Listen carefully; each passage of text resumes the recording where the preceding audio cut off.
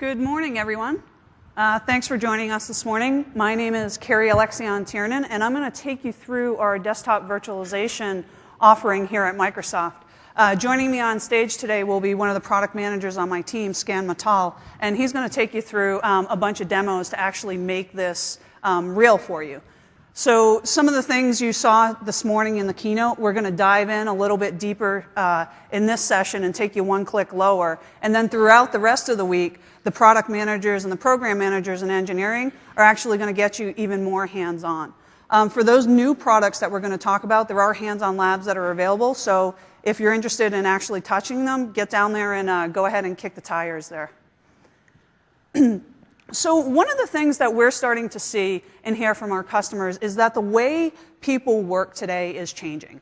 There's multiple devices in the environment. There's multiple locations in which they want to work from. Some of them may be on-premise within the corporate environment, or they may be outside of the corporate firewall, from a Starbucks, for instance, hanging out at the park, different airports, things like that when they're traveling. And the times that they choose to work are also varying. So we're seeing more of a work-life blur. The typical 9 to 5 job is somewhat a thing of the past. I don't know about you guys, but I may choose to work, late one night, sleep in early the next night. I may be traveling a lot where I'm kind of blending the hours to get my work done. And as part of that, I'm also using multiple devices. So just coming here to Vegas, I brought my laptop, I brought my Windows 8 tablet, I have my Windows phone, and then I have other devices back in my office. So there's a dichotomy of change that's occurring. And as that occurs, IT needs to ensure that they can continue to simplify the delivery of that experience, those applications in Windows. They can ensure business continuity, and they can also enable those users to work offline when they need to, when they're not highly connected. So what we want to talk through today is how desktop virtualization can actually help you enable your users and their new flexible work styles while making sure that your business and you as an IT pro can benefit from new technology implementation.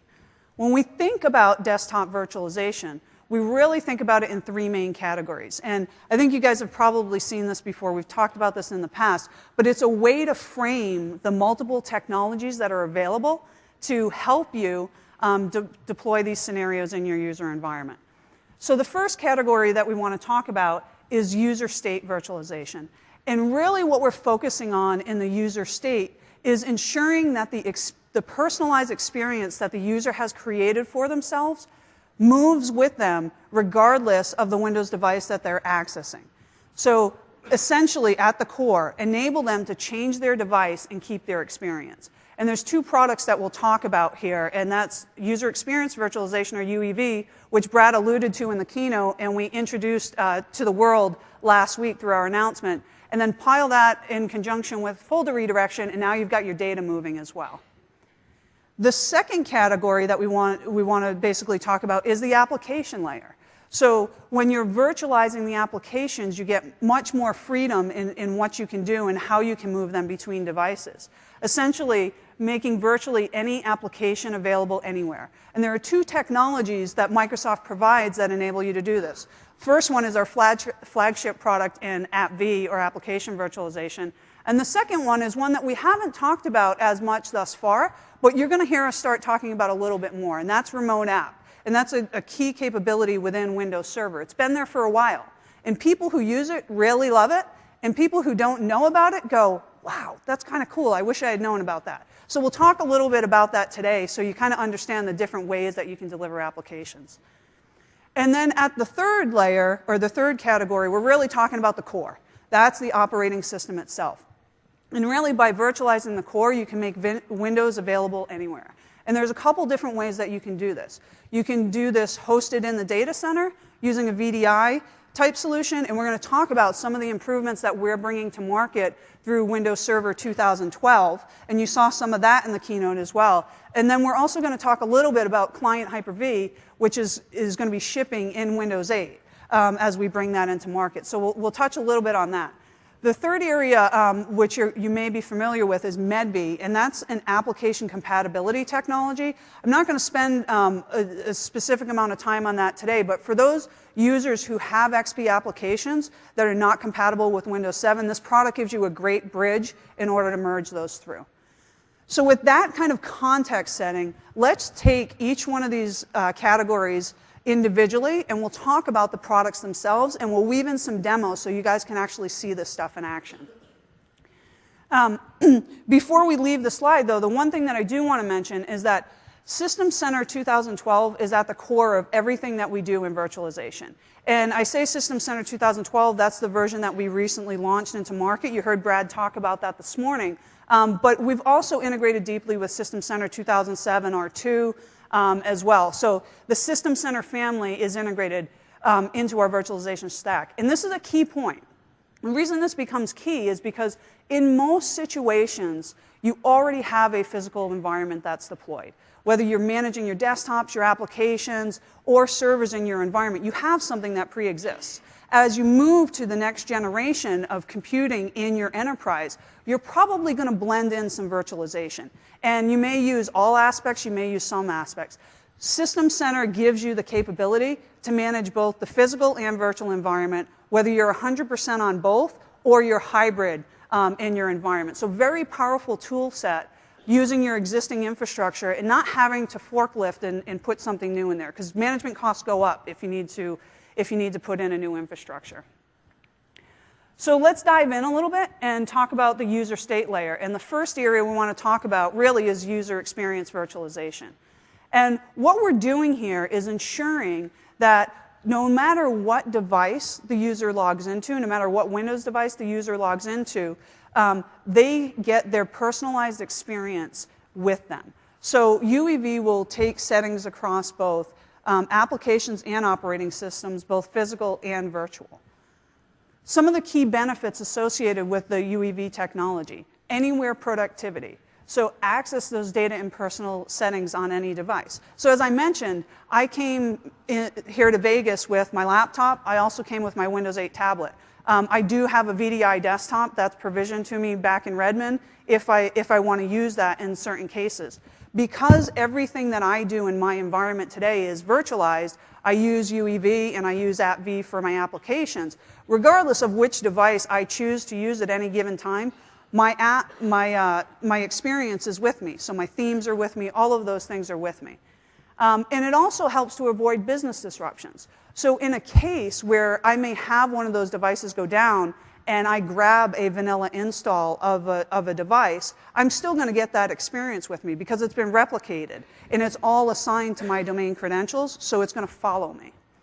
When we integrate that with folder redirection and offline files, which is core to the Windows operating system today when you use Windows Client and Windows Server together, you're basically then getting the movement of your data. So now when you think about the full experience, you're getting your settings and your personalization through UEV, and then you're getting your folder and your folder and data through folder redirection. Both of those technologies have the capability to go offline.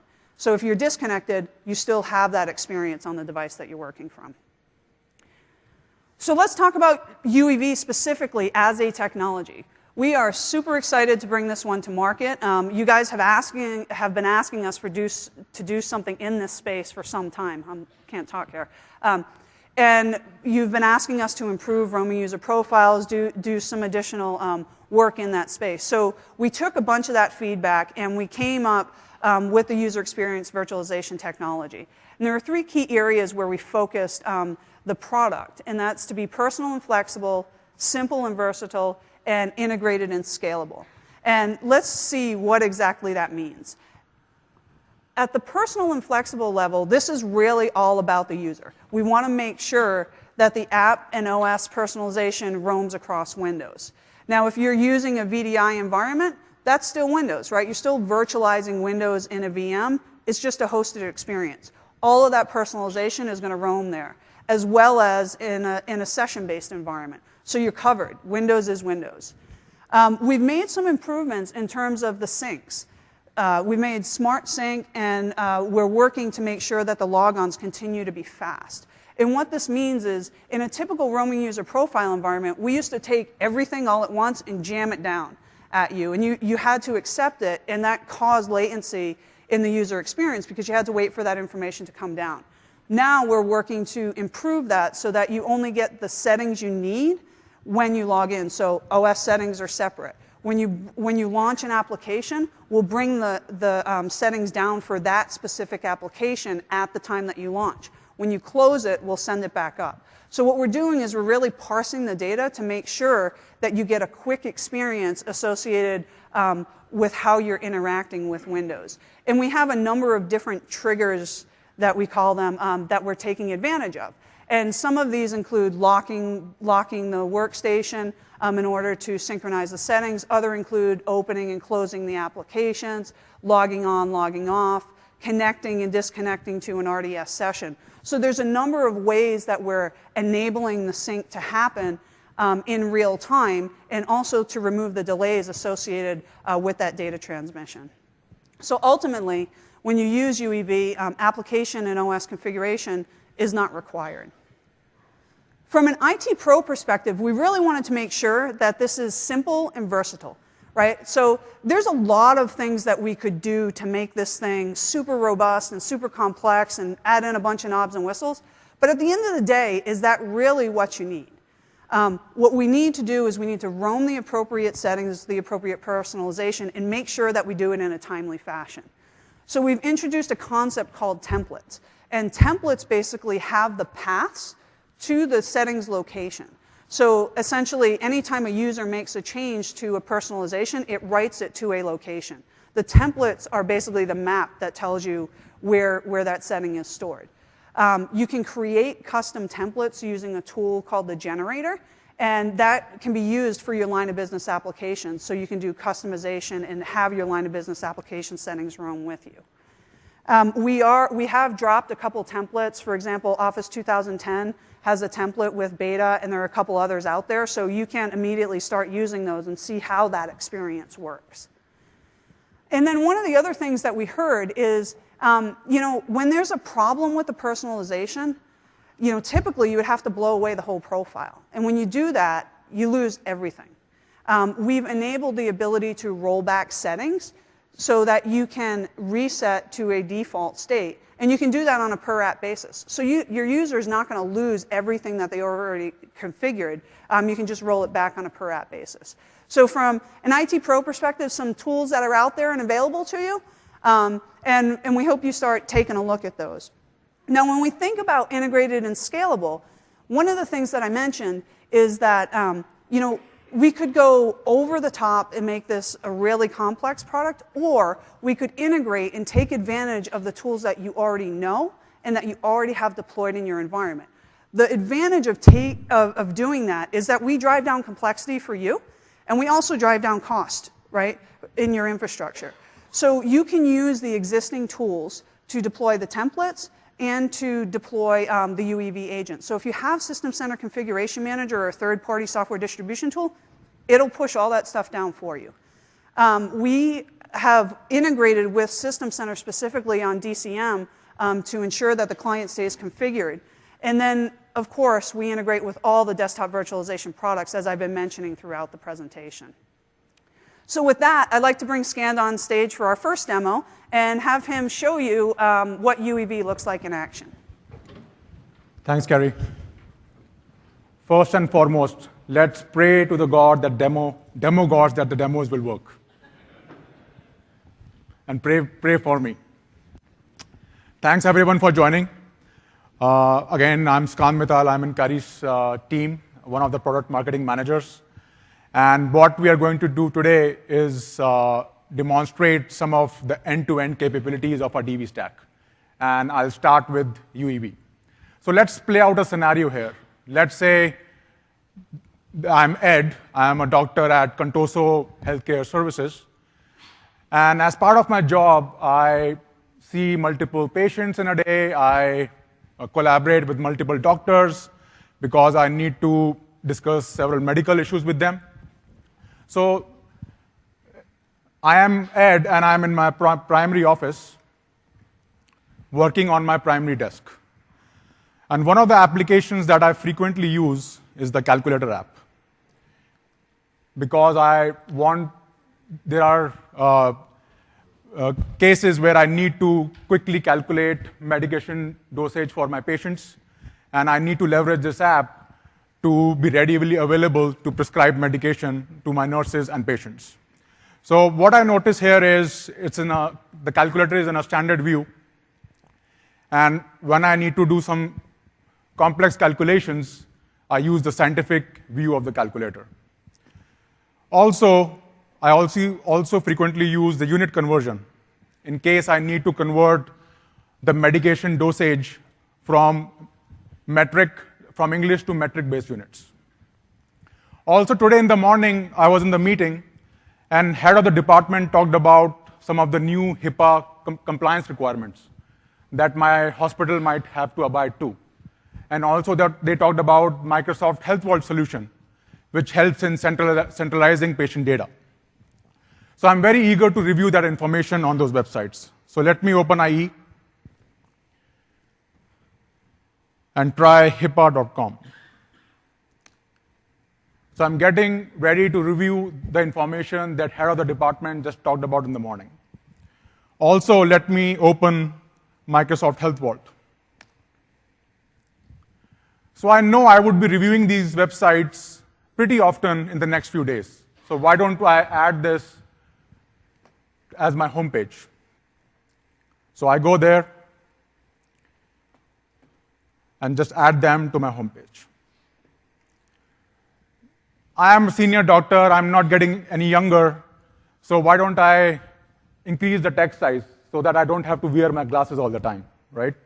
Not all of us like to wear our glasses.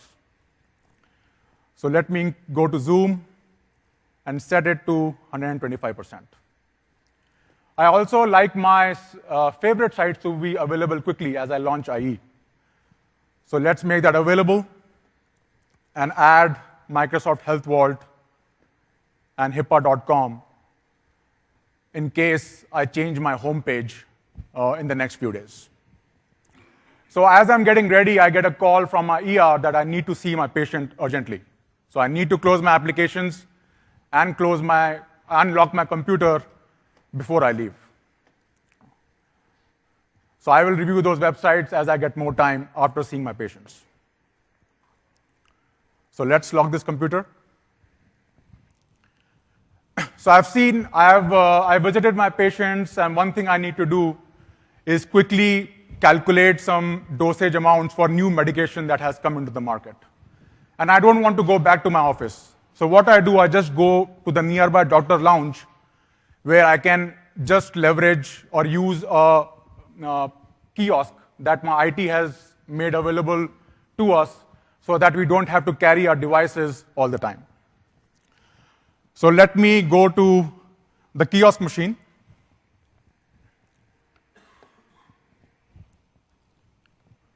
So I need to access my calculator app immediately. Hey, I see my settings, I see the scientific view, I see the unit conversion, and these are the changes I just made in my primary PC. So I'm very happy as a user because I didn't have to reconfigure this application again, right? And just for the sake of it, let's just do a unit conversion, right?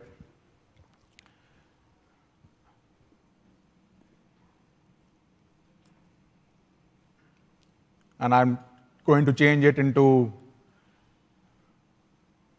let's leave it right there. I don't want to waste time on changing the conversion.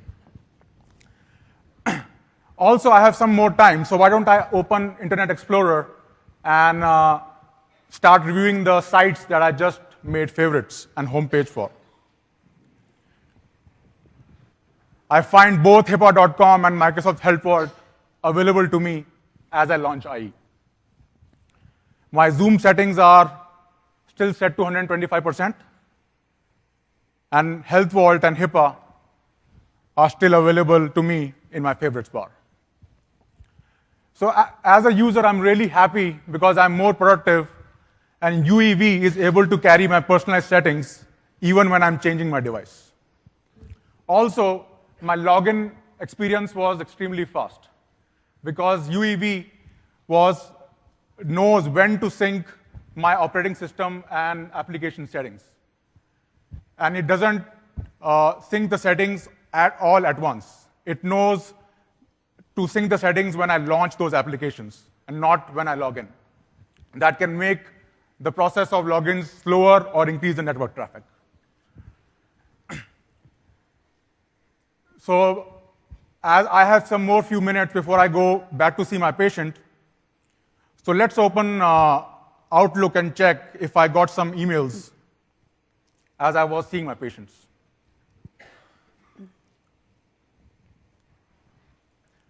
So I noticed I got an email from my colleague, Adam Carter, who wants to meet me later in the day to discuss some of the HIPAA compliance requirements that our head of the department walked through in the morning.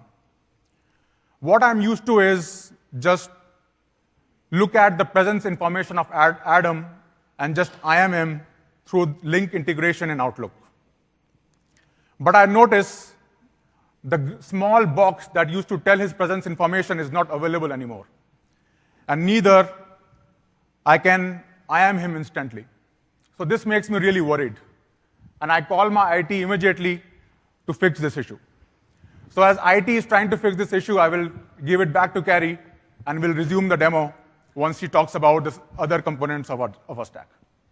Thanks, Scan. So what do you guys think? UEV in action, good? Happy? All right, so some pretty good stuff there. In the keynote, you saw Brad kind of show Adobe as one of the applications that was roaming, and he showed it roaming between a Windows 8 tablet and also into a Windows 8 VDI session. What you saw here with this is we took it to a couple more applications. We showed an application that's native to the operating system in Calculator, and then we also showed you how some of the settings and configurations for IE can roam as well. And we showed you that across multiple devices, a physical device, and then the scenario where you're using a kiosk, where that could be either a VDI session or a VDI desktop or a remote session. So a lot of flexibility, a lot of different devices and ways that you access Windows, same experience. Really, really powerful technology. So hopefully you guys got a good feel for the end user perspective should you deploy this technology out there in your environment. So the next thing we want to do is jump into the application layer. So if you remember that picture that I showed you at the start with the tablet, we had the 3 layers. We just cleared the user state layer. Let's take it down into the application layer and talk about a couple of the technologies that are available from Microsoft to help you virtualize the applications and make them available more quickly to your end users.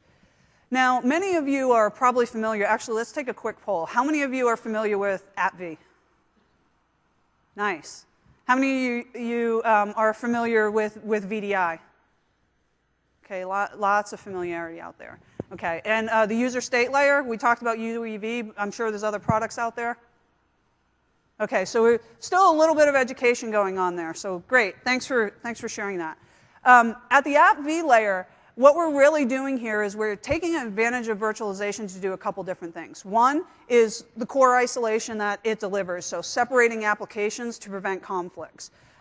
Secondly, we also take advantage of the streaming that's available through the virtualization technology. And what that does is it allows you to deliver an application down to the desktop without ever having to install it. So the operating system itself remains pristine, and the time to deliver the application is actually reduced because we don't install. What we do is we deliver the first 20 to 40%, and the user's up and running instantly. They don't have to wait for that 5-10 minute installation process. We'll trickle the rest down in the background. So when you think about AppV, it's another one of those technologies that can be applied across multiple form factors. And that's a local desktop, a tablet, or a VDI instance. And if you layer Citrix on top of it, whether it's AppV or UEV, you can take that experience to non-Windows devices as well through VDI or session-based XenApp applications. So some of the key productivity benefits associated with AppV, you have anywhere productivity. So when you use AppV and UEV together, you're now getting complete movement of your personalization, your data, in your applications across multiple devices, because AppV and UEV are targeted at the user, not the device. So they log in, they get the same experience. Similar to UEV, you can avoid business disruptions. Again, swap the device in, swap the device out. It doesn't matter. The application is assigned to you as a user, so any device that you log into, you're going to get the same experience. And then we talked about the streaming capabilities and how it can enable faster deployment. So another thing that you may have heard last week, how many of you heard that we announced AppV 5.0? Lots of you, lots of you. So hopefully you've been down there kicking the tires on the lab, going to the booth, hounding David a little bit, asking a lot of good questions.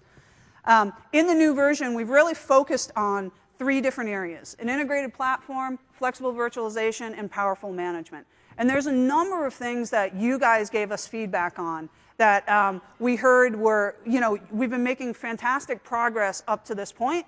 Let's get some of those other things really nailed down so that we can go even broader than we've been able to today. So we've introduced some new concepts. Virtual application extension being one of those new concepts. So with virtual application extension, virtual apps work as if they're locally installed. What this means is that we've tightly integrated with the platform even further than we have up to this point. You can now register virtual applications as if they were native applications. So it's not just the FTA anymore. You can register them all the way through so they behave as primary applications. And we've removed the dedicated drive letter, so the Q drive. How many of you love the Q drive? What happened? You guys gave me all these hands, now there's none. Actually, that was a big piece of feedback that you had given us, was that you really didn't like the Q drive. And while in concept it worked well for the product itself, it caused you challenges in deployment because most of your drive letters were assigned. And if you had to rejigger in order to get another drive letter for AppV, that could cause some challenges for you. So we'll all say bye-bye to the Q drive. And now we've... Go ahead, you can clap, it's okay.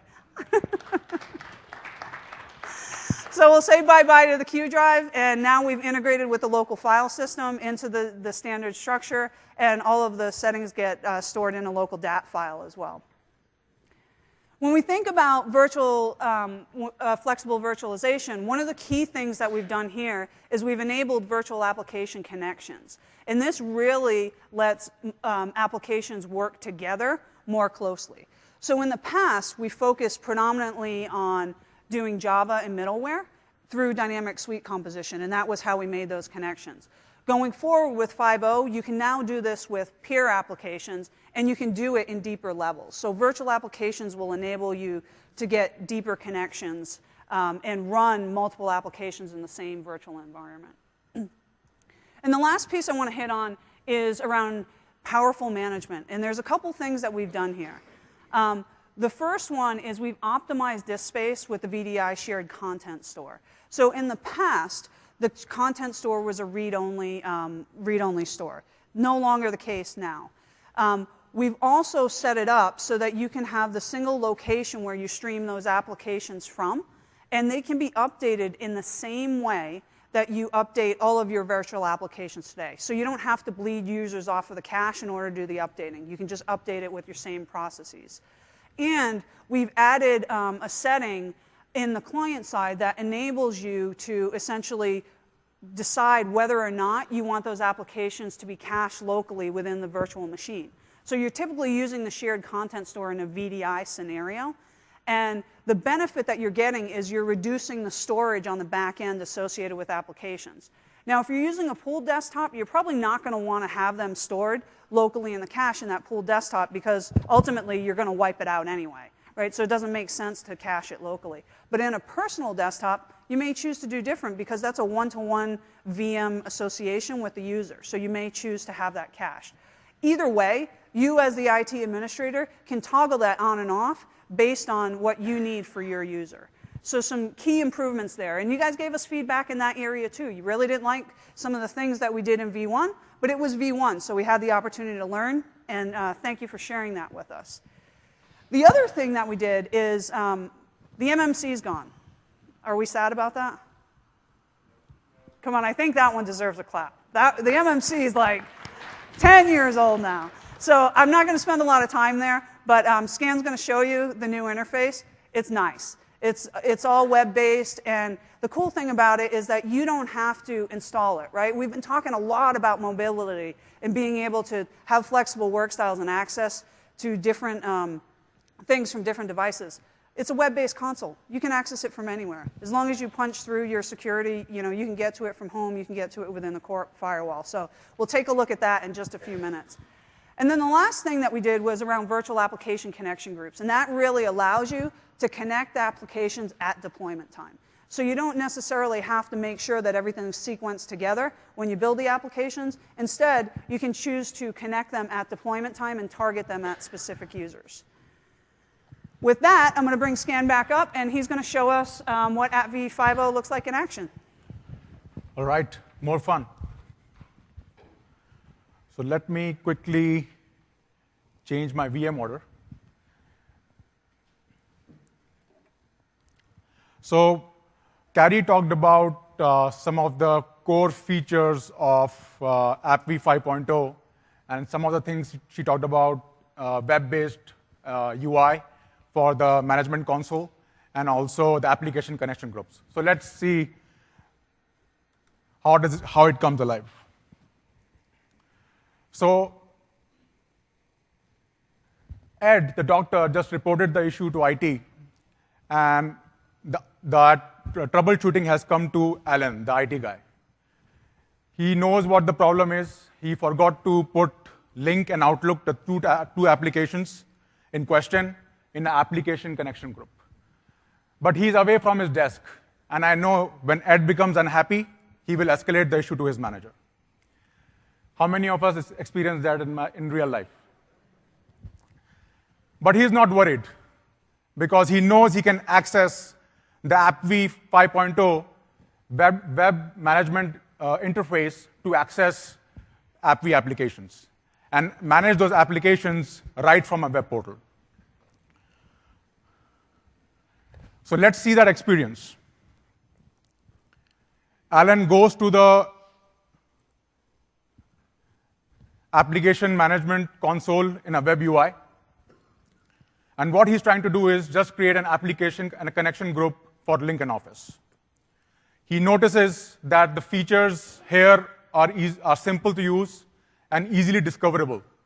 He doesn't have to really go through the whole application to find those features he's looking for. So he goes to Packages. He sees application connection groups. What he's trying to do is create a new application connection group. So let's name that group Link and Office.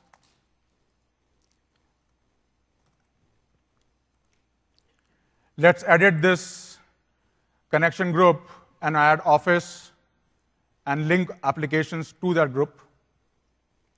Hit Apply. And next thing he needs to do is make that connection group available to the doctors. So what he selects the doctor user group and makes this connection group available to the doctor user group. So it's just a matter of few clicks. Let's try to find that user group here.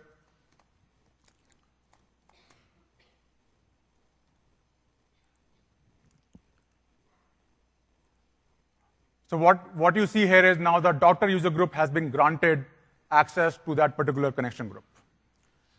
Let's hit close. With a matter of few clicks, Alan is ready to publish this connection group to the doctors.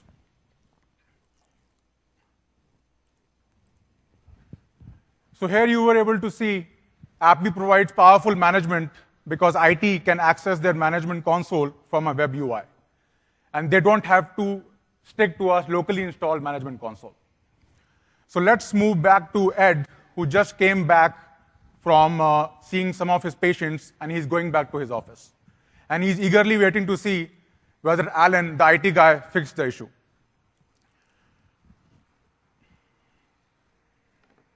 So he goes back to his office after his normal routines, logs in,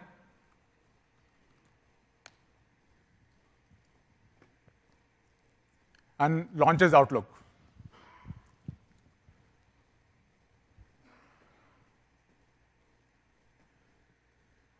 Bingo.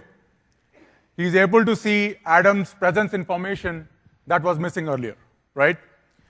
And now he knows he can collaborate with Adam in real time without switching Link and Outlook applications. Now he can see that integration happening. So he pings Adam that he is available to talk to Adam today.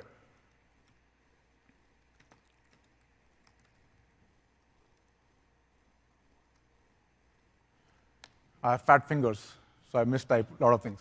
Bear with me. So you were able to see with the power of AppV, AppV is now more flexible. And with features like Application Connection Group, IT can virtualize more applications that even require more tighter integration. Now, with Application Connection Groups, you link applications at deployment time rather than the sequencing time. How many of you are aware of the dynamic suite composition feature of AppV? So you were able to see how IT can now move beyond the dynamic suite composition feature, which was more suited for applications that require middleware and plugins to share. Now with Application Connection Group, even peer-to-peer applications can interact with each other. So with this, I will give it back to Carrie, and I'll come back for the final piece of the demo. You like it?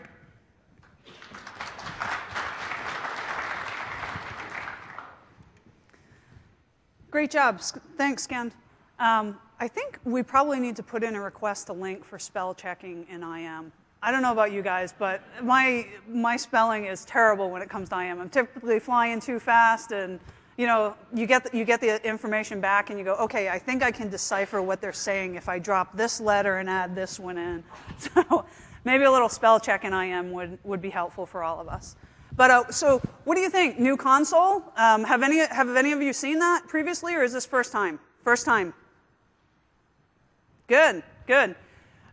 So hopefully what Scan showed you today makes your life a little bit easier in terms of being able to connect those groups on the fly as opposed to having to know all that information at sequence time. And you saw how easy it was for him to actually bring in new users, do the assignment, do the connection. So some really, really great work by the engineering team in terms of making that user interface simple and intuitive.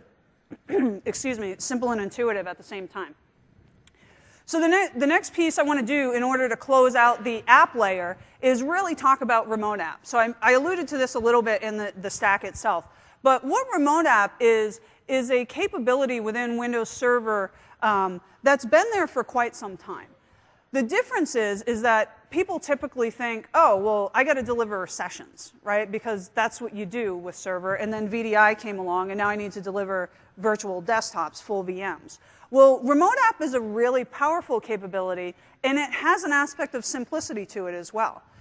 If you have an application that you want to host in the data center, but you don't necessarily want to deliver a full desktop down to the user, you can just deliver the app. So with remote app, you just assign the application itself to the user. It'll be delivered off of a Windows server. And when they launch it from their start menu, it just launches like a regular app. They don't know that it's actually going out and doing stuff in the background.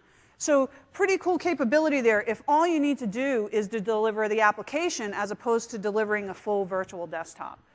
So key benefits, deliver one or more apps instead of a full desktop. No data or files stored on the local client. So one of the configuration capabilities you have as an IT pro or as an IT administrator is to determine whether or not you want that remote app to have access to the local device and the local storage. You can turn that off and force the user to save all their information into the data center. So for those of you that have compliance regulations or requirements, or just from a security perspective, you can have that data pushed into the data center. And then ultimately, it simplifies application deployment if you want to deliver from the data center, because you have one single centralized console that's built into Windows Server 8 to publish those applications out. So this is one of those sort of diamonds in the rough, so to speak. If you're not familiar with it and you want to deliver applications centrally, It's a very simple implementation to do that without having to go all the way down the hosted desktop route. All right, so we just cleared the application layer. We're in the last pillar of the offering. And when you think about desktop virtualization, remember, it's not just about the operating system itself. The desktop is comprised of the user's state, their personality, their settings, and their data, the applications that they use and interact with on the desktop, and then the operating system itself. So what we're going to do now is jump into the operating system layer, and we're going to start out by talking about VDI. So many of you are familiar, we did the poll earlier, and I saw a bunch of hands go up around VDI. This is really hosting virtual desktops, and by this we mean virtual machines in the data center. And some of the key benefits associated with that are that you have the flexibility to access Windows from any device, right? And when you do that, it could be a local desktop, it could be your tablet, it could be a thin client device. And again, if you layer Citrix on top of the Microsoft platform, then you can take it out to non-Windows devices as well. So flexibility to access. Key point, you need to have network connectivity in order to get to that back-end desktop that's presented out of the data center. We hear a lot of customers wanting to use VDI in order to secure corporate data. For example, financial stock traders, things like that, they can't have any footprint left on their desktop on the local device. So a lot of times we see them wanting to go to a VDI environment because they can wipe out a pooled VM and keep it pristine.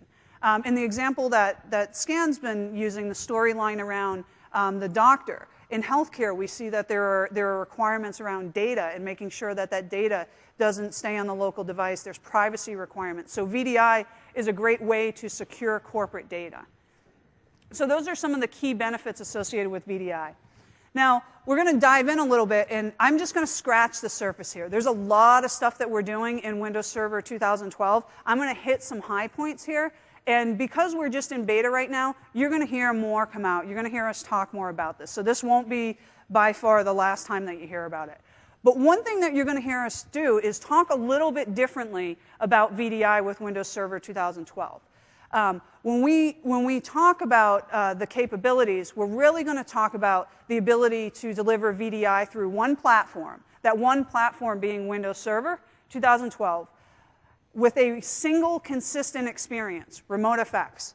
Regardless of whether you're doing sessions, pooled VMs, or personal VMs, you are going to get the same experience across all of those deployment types. And then when we give you 3 deployment choices. So one platform is going to deliver all 3 of those. You don't have to go out and buy separate infrastructure to deliver your VMs and then go out and buy separate infrastructure if you want to do sessions. Most of you, and actually let's just do a quick poll. How many of you are running XenApp or RDS in your environment today? Yeah, quite a few of you, right? So you may be thinking, hey, that's working great for me. I want to continue to use that. But you know what? There are use cases when VDI also applies. And I may need to give a higher level of personalization. So I'm going to deploy VDI as well because it's appropriate for my environment.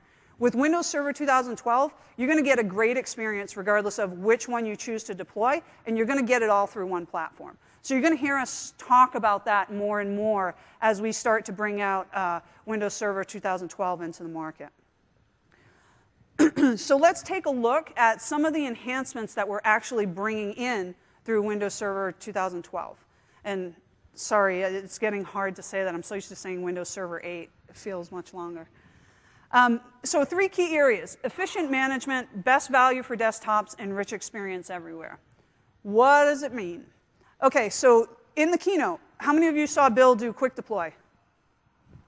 A lot of you, OK. So he did quick deploy in under a minute. Pretty impressive. Limited number of clicks associated with there. Now, certainly there's some back-end processing that's going to happen post that in order to spin up the VMs and all of that. But in terms of setting up a single server, basic environment, you can get through that pretty quickly. We do have the single administration in terms of the console.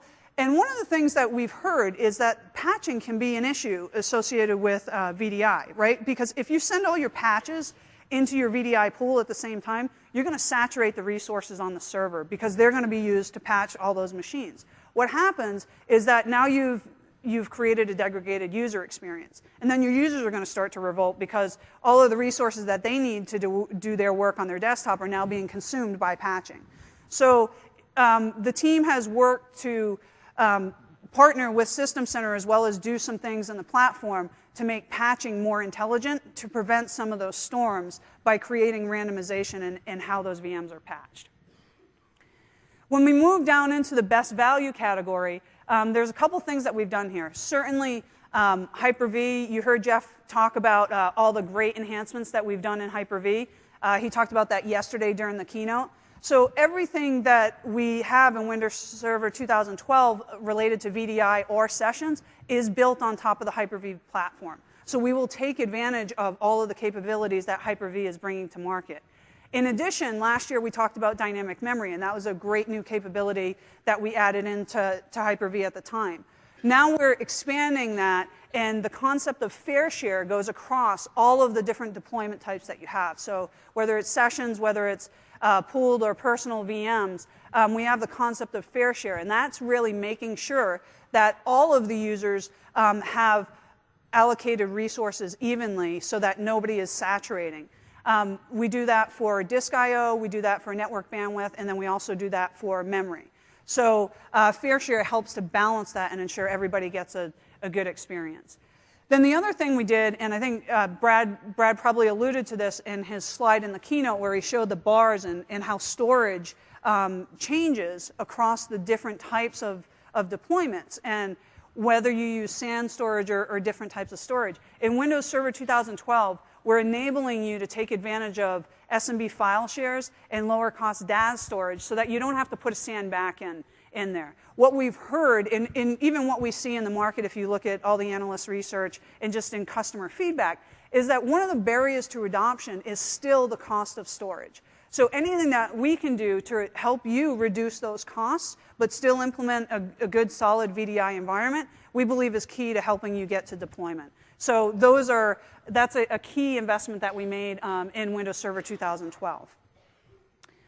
And then lastly, when it comes to a rich experience everywhere, I talked a little bit about Remote FX delivering the single experience across all deployment types.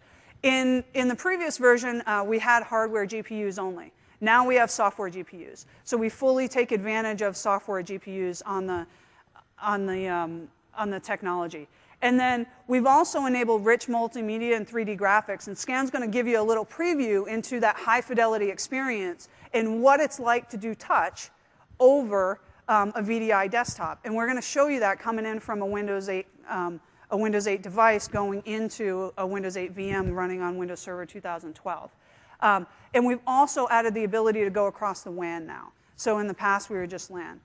And then lastly, two key things, USB redirection and multi-touch remoting. So USB redirection, you have to make sure that you can take advantage of the peripherals, even if you're in a VDI environment. So we've done some work on the pass-through there to ensure that you can take advantage of that. And we're going to show you some of that in real time. So those are some of the cool new investments that we've made in Windows Server 2012. We hope that you guys get out there and try it. We're really excited about what it brings to market, and we hope that you are as well. So with that, before we jump into the demo, one of the things that I just want to highlight on real quick is I want to talk about choosing the right VDI architecture. And we often hear from customers that, you know, Sessions is out there. It's been out there for a while. It's a technology that's proven. And whether you're using RDS in Windows Server or you're taking advantage of XenApp on top of it, you know, it's a technology that's been out there for a long time. But I keep hearing about this cool, shiny new penny that's out there. And it's VDI, and I want it, and I want to use it, and I want to try it. So how should I think about these different things? And with our customers, we don't necessarily tell them, do this or do that. What we help is we help them guide and understand some of the trade-offs that you may make in order to choose a specific architecture. And then they can map those trade-offs based on their business needs and pick the one that's right for them. So there's 4 categories that we often hear customers talk about, meaning that my users need this, or I want to enable this. And those are personalization, app compat, image management, and cost effectiveness. Personalization is really about, if I do a hosted desktop in the data center, how much flexibility do I give my users to customize that desktop? Because after all, if they're the ones that are using a physical desktop today or a laptop, they're doing all sorts of things to make it theirs, right? At the core, if you're not using any user experience virtualization technology layered on top, personal VMs are going to give you the best level of personalization because it's a full Windows VM, it's a one-to-one assignment, and it's persistent, meaning that any changes that the user makes to that VM, they're going to stick. With pooled VMs, they get wiped out every time they log off, and with sessions, you're sharing across, so you don't necessarily get the same level of personalization. The other question we get asked is around application compatibility. So I'm going to move all these desktops into the data center, but I have to make sure that the apps that the users need actually work when I move them. Now with sessions, you're using a server-based operating system, and you're sharing that across multiple users. Not all client apps run on server operating systems. So you're going to have less compatibility on the app layer, and in pooled and personal, you're going to have more because they're actual VM instances. In image management, what this really is focused on is how many images do I need to manage once I actually get the desktops into the data center. So with sessions, again, it's one server instance that you're sharing across. So you've got essentially one, and not much changes. You just patch the base. With pooled VMs, again, you have one instance. You typically use a gold image, and that gets deployed into the pool, and then it gets wiped out every time. So if you need to patch or update, you're just patching that one. With personal, remember, you're giving everybody their own desktop, so now you've got a one-to-one correlation. You have to treat that and manage that as if it were a physical desktop, because essentially that's what it is. It's just stored somewhere else. And then the last piece is around cost effectiveness. And this really comes into some of the things that Brad talked about this morning in terms of the storage pieces, leveraging AppV on top, leveraging user disks. With sessions, you are going to get the highest cost effective basis because you can use a single server. You don't need to have a SAN backend. You're going to get more scalability. In the current version of Windows Server, you're getting about 2 times the amount of sessions that you are to VM. So you're going to get more cost-effective strategy with sessions than you will with some of the personal and pooled. Now, all this being said, these are indicators for you to start thinking, hey, what do I need to do? What are my users asking me for? What is the business asking me for? And then once you understand those key indicators and you start to map it against the different types of architectures that are available for you, then you can choose the choice that's right for your business. So from a Microsoft perspective, we provide capabilities in all 3 of these. So if you choose any one, we're happy. But choose the one that's going to be most effective for you. And then the last point I want to make on this is we also get asked around the client access device. And what type of device should I consider using when I go to a hosted desktop environment? And for us, and also in industry data, what we see is most people are repurposing PCs. So we have a solution in Windows Thin PC that you can take advantage of, and that will lock down existing hardware and make it available. We suggest going down that route if you haven't confirmed that you're going to a hosted desktop environment or VDI sessions, whichever deployment type you choose. The reason is that if you purchase a thin client and you decide that centralized desktop is not for you, you can't do anything else with that thin client. So with a PC, you can roll it out and use it in other ways. You'll get some life out of it. The other thing is that if you repurpose now, you'll save budget in the near term, and then you can factor in, as part of your hardware recycle, excuse me, your hardware refresh, to bring thin clients in to replace those legacy PCs. So something to think about on the access device as well. So with that overview, I'm going to bring Scan back up, and he's going to show us some of the cool new stuff that we're doing in Server 2012. All right. So let's move to the VDI part of the demo. So let's switch back to Contoso Healthcare Services, right? Alan is part of the IT department, and he really prides himself of providing a quality managed desktop experience to their users in Contoso. But Contoso is rapidly expanding, and they need to modernize their desktop infrastructure. and they also need to comply with the increasingly stringent HIPAA compliance requirements. So they are looking to modernize their desktop infrastructure, but with solutions that will provide them best value and also help them leverage their existing investments. So Contoso is a tab customer for Microsoft, and they have access to Windows 8 client and Windows Server 2012 to try that out before they become generally available. So Alan proposes to do a small VDI deployment to a set of users to test the feasibility of the solution. Alan doesn't want to sit with a 100-page manual book to set up his VDI, right? How many of you have done that? At least some of you. So we are going to see how easy and quick it is with Server 2012 to set up a VDI environment. So let's move to the experience of Alan. And what are things he needs to do to set up his VDI deployment. So let me move to my IT machine.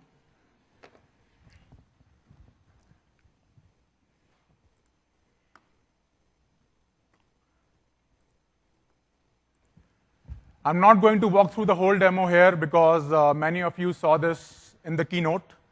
But the essence here is, with the newly designed server manager, IT can get up and running with their VDI-based deployments in a matter of few clicks.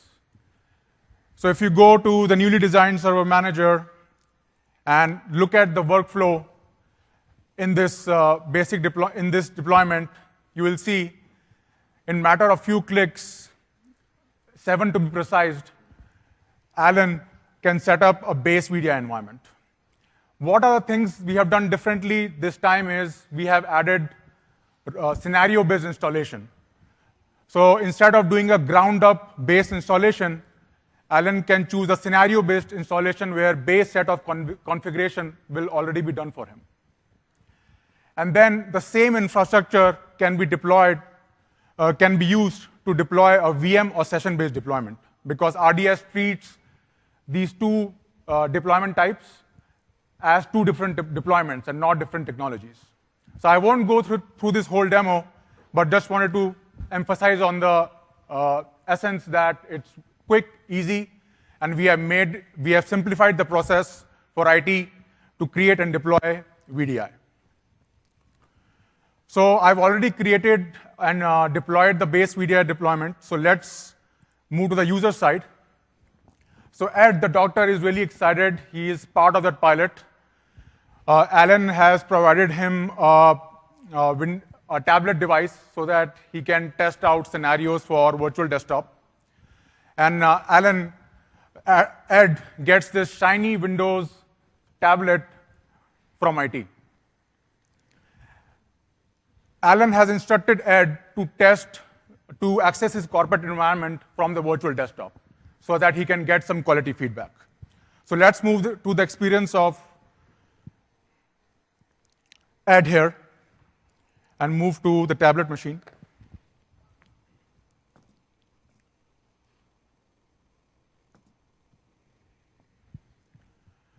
So here you can see the newly redesigned RDS client for Windows 8. It's touch enabled, so I can access my virtual desktop by just one touch. Because Ed is logging in for the first time, he needs to subscribe to the subscription and get access to the virtual desktops he has access to. So he clicks and just provides his email so that he can get the list of virtual applications and desktops that he has access to.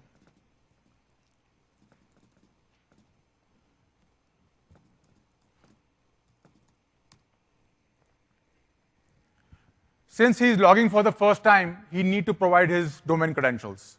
IT can leverage features like single sign-on, where they can pass through the credentials, and once Ed logs in for the first time, he doesn't have to do that again. So let's put his credentials.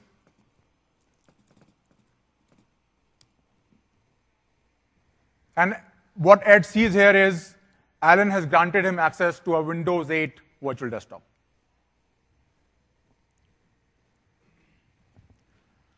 So with this demo, we'll focus on some of the core scenarios which Alan wants Ed to test.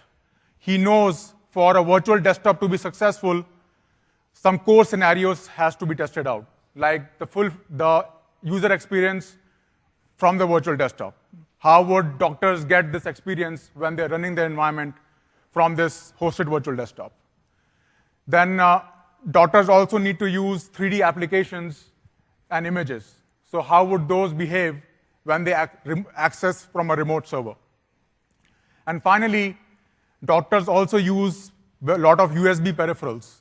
So would this virtual desktop support USB redirection?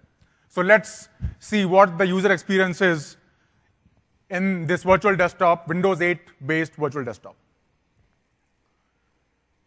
So here you can see I'm getting a full fidelity experience, even though I'm running Windows 8 in the virtual desktop.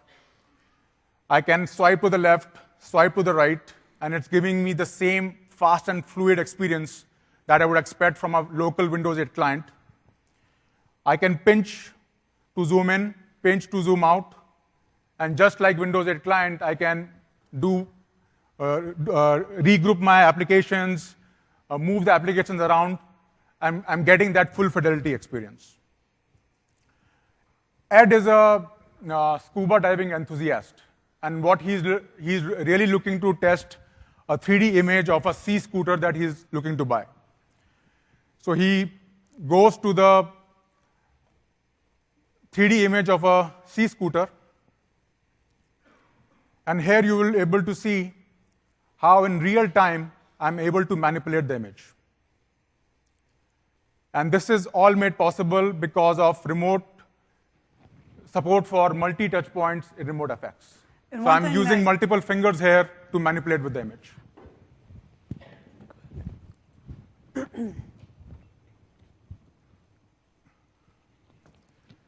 Ed's kid also hooked him to this new game called Cut the Rope. How many of you played this game? Is this the next big thing after Angry Birds? Do you agree? So what Ed is doing is he is doing a mini competition with his colleagues on who will get the highest score after a few days. So he has some free time and he tests this application. So you can see I'm getting the same rich, not yet, now. I'm getting the same rich and immersive experience that I would get from that I would expect from an application running locally. So let's play this application. So Ed launches his application, and as you can see, he has moved certain levels. So he's really pumped up that he can beat his doctors.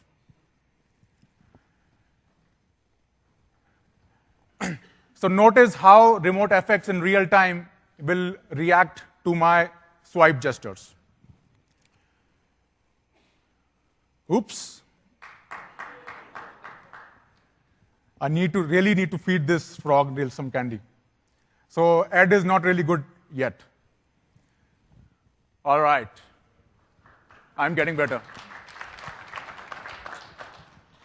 So all this is made possible with remote effects adaptive graphics technology, where it can intelligently select the codecs based on the content being rendered and the remoting infrastructure. For example, the network availability. So he can expect same rich user experience in both LAN and WAN scenarios. So that's one big major step forward we have made in Windows Server 2012, where users can expect to get the same experience over LAN and WAN. Also, Ed wants to access his application, the calculator application he frequently uses. So actually, let's go back and launch this application from the start menu. Do you remember the settings from my first demo? So UEV is actually carrying the settings to my virtual desktop as well. My IT Alan doesn't have to do any configuration. I'm getting a consistent experience across both rich and virtual desktops. Cool? So let's test the final scenario, USB redirection. So Alan is really happy. He's getting some good feedback from Ed that this virtual desktop is actually working for me. So Alan wants to make sure that this USB redirection feature is working. So let me switch to my another PC, to my Alan's PC, and launch my virtual desktop where I would be testing this USB redirection. So Remote FX supports the whole USB stack. As long as the drivers are available in the VM, Remote FX will be able to support that USB peripheral. So I have attached a webcam to my machine here. So let's access that webcam.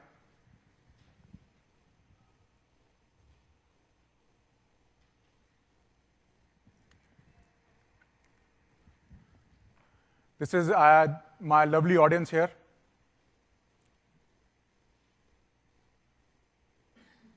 Which could do with more cheering and claps. I'm just kidding.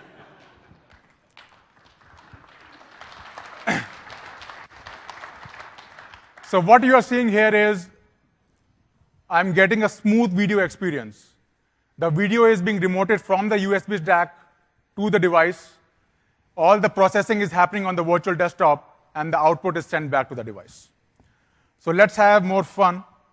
Let's focus on the brave ones who are sitting in the front. OK, I really like this person. What's your name, sir? Ken? Ken, I'm going to ask you a very difficult question, and you have to answer that question. That means you're paying attention. I'm just kidding. So Ken just won 4,000 points of Xbox Live. Cheer for Ken.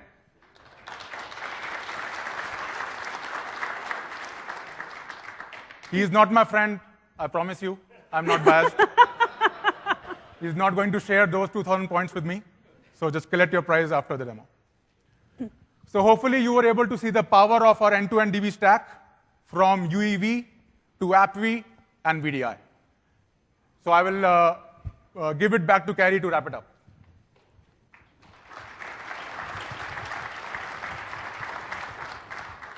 Great job, Scan. Thanks for taking us through that. And he really does have 4,000 points for you, so make sure you see him. So the last piece of content that we want to cover is around Client Hyper-V. And this is a new technology that is going to be available within Windows 8. How many of you are running Windows 8 right now? Good, good. Getting familiar with it. Love to see that. So how many of you have turned on Client Hyper-V? A few of you. OK. So the key aspect behind Client Hyper-V is that it allows you to run multiple VMs or multiple desktops locally on a single device. So in essence, you're maximizing your hardware investments.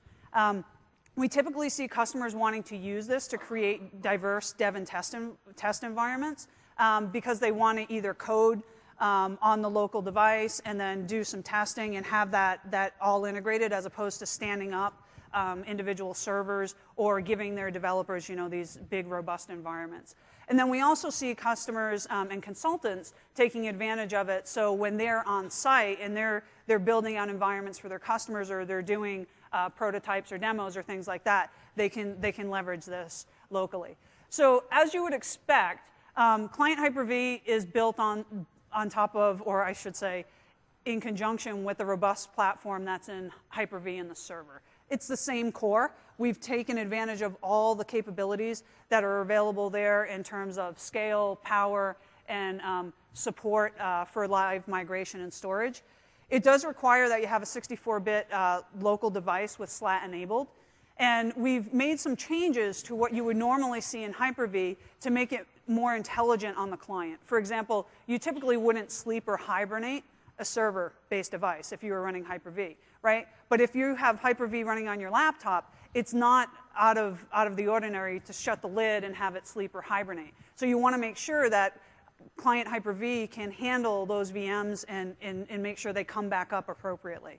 We've also added in rich multimedia, VoIP, and multi-touch support. In the same way that you saw, Scan doing multi-touch in the VM on VDI, you can do multi-touch within Client Hyper-V as well. So if you're thinking about developing Metro applications for Windows 8, you can build an environment with Client Hyper-V and do all your testing right there in a Windows 8 client.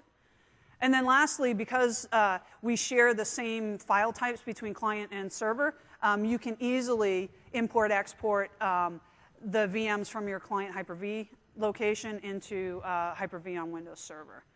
So one thing that I just kind of want to bring up, customers often ask us, wow, with all the great new innovation that you guys are doing in Windows 8, what happens with Citrix? Well, absolutely nothing happens with Citrix. We continue to be very strong partners. We have tons of integration on the platform that's out there today. And of course, you would expect, we continue to partner with them, and we're working with them very closely on integration with 2012 and Windows 8 clients. So that partnership will continue to grow, and we will continue to make sure that all of our products work together across the entire desktop virtualization stack. So we're getting a little bit short on time. I want to just wrap up real quickly. I'll let this slide build out, and you guys can just take a look at it. But essentially, one of the other things that we get asked from customers is, I love all this technology, and I, as an IT pro, can think about, hey, how do I map the technology to my environment? But sometimes when I'm trying to express the benefits to the business decision makers or my manager, it's not really clear on how it benefits the user. So what we've done is we've kind of pivoted a little bit and said, if your user needs to do these types of things, these are the best technologies that will help you to enable that user experience for them. And what you can see is there are some technologies that are primary technologies for a given scenario, and then there are other technologies that are supporting technologies. What that means is if you use them in conjunction with the primary technology, you're going to get an even better experience, because now you're taking advantage of the full stack versus just doing one portion of it.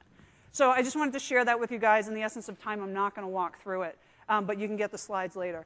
So in summary, what we recommend to customers is that if you want to start with desktop virtualization, start with user experience virtualization and start with AppV. The reason that we recommend this is it's good for all scenarios, all use cases, and it works across all your device types. So whether you decide to use laptops, desktops, whether you decide to go virtual and move those desktops into the data center, these technologies apply across all of them.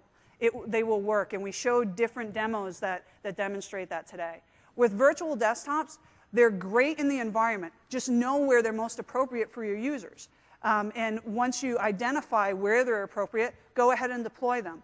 We have yet to see customers who have moved to a complete VDI infrastructure as their way to deliver desktops to their users. We may get there in the future. We haven't seen it yet. So just understand where that can give you the most benefit. And then in local desktop virt, take advantage of Client Hyper-V in your dev and test environments, and then take advantage of MedV when you have application compatibility. And as always, System Center is there to bring it all together and manage it for you. So we have a couple contests that are going right now. If you guys have seen the new Nokia Lumia 900, it's a pretty cool device running Windows Phone 7. We have 2 contests with UEV and AppV, so if you want one of those, go ahead and check out the contests. And then the betas are available now for you to download. With that, I'm going to open it up for questions.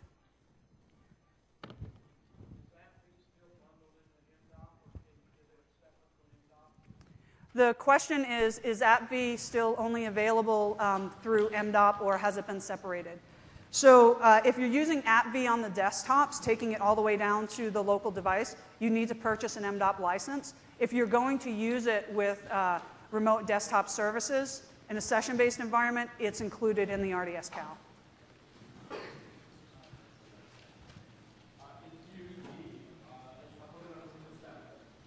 The question is UEV supported on Windows 7? Yes, absolutely.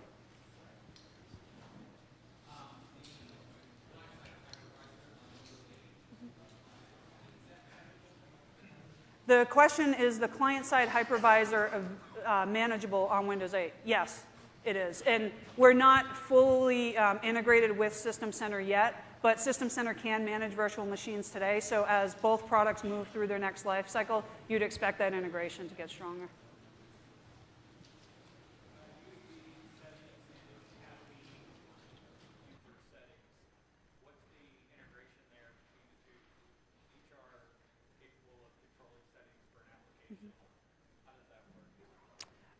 So the question is around UEV settings and AppV, and what's the difference between the two? Or does UEV capture settings inside the AppV app, or are they still stored within the AppV communication file? So David, you wanna take that one?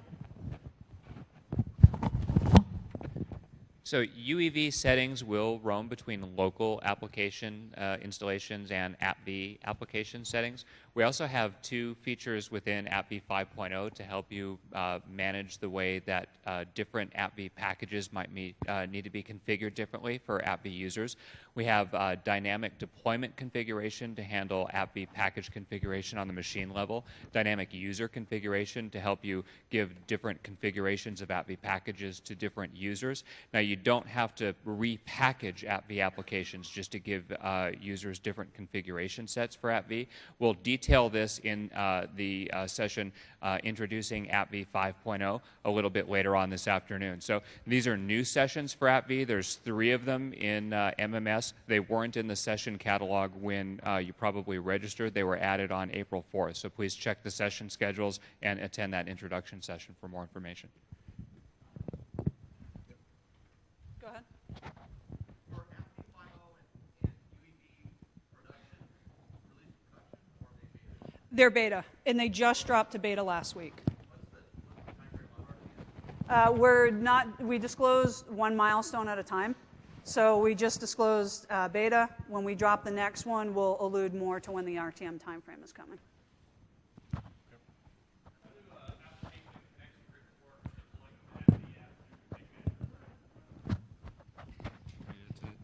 If you want.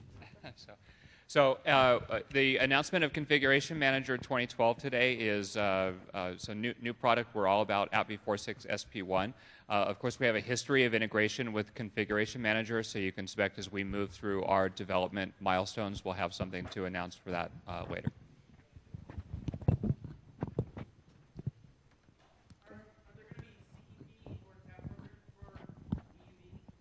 There are programs that are available right now. We have a number of customers that are in the TAP directly, and then we also have an open beta. So you can go and download the bits today and then submit feedback through the community forums on Connect as well. But if you swing by the booth later on and give the guys your name or hit one of the UEV sessions, they can give you more information. Last question? That is the intention. It's not in beta today. Yeah. All right. Thank you guys very much for your time. If there are other questions, you can come up to the front.